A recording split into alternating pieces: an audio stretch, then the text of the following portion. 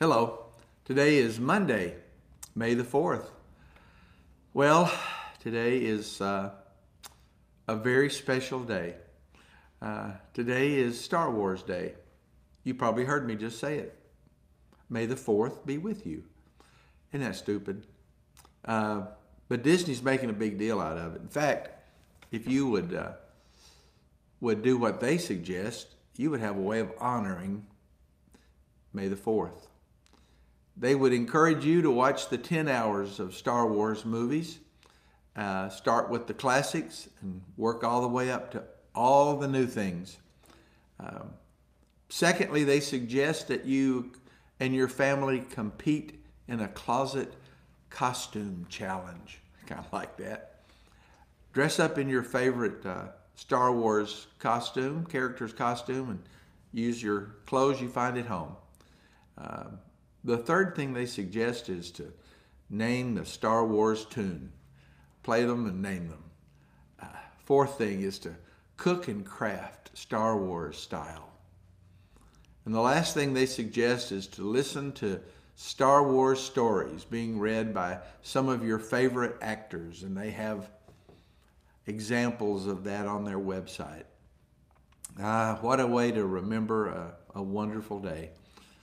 It's kind of interesting. Today, May the 4th is also a challenge for some of us that remember it, because it's not just a day to remember Star Wars movies and a fictional series. Today is the 50th anniversary of a tragedy in our country. It happened 50 years ago, May the 4th, 1970, in Kent, Ohio. You know what it is?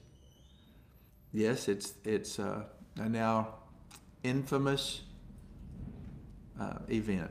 It's what they call the Kent State Massacre, a culmination of a few days of rioting and of protest, of events that happened by students and other young people on Kent State's campus, which they were protesting the escalation of the Vietnam War into Cambodia. When they did that on that very fateful day, we don't know what happened, but somehow the Ohio National Guard felt threatened and they opened fire. They killed students from over 100 yards away. Very, very sad day. I remember it well. I remember in the aftermath of that lots of buildings on college campuses were burned. As I went to the University of Alabama for the first time to become a student there, the day I got there, one of the buildings on campus was burning. That is not a day to remember. What do you do with those days from your past? Whether it's, I remember where I was when I watched the first Star Wars movie. Do you remember where you were? Oh, I remember where I was. We were with our good friends Ron and Brenda Linderman at the movie theater in Harrison, Arkansas. And we saw it. It's the first time in my life I ever had, at the end of a movie, the entire audience stand and cheer. And I remember where I was when I heard the devastating news of what happened in Kent State, Ohio.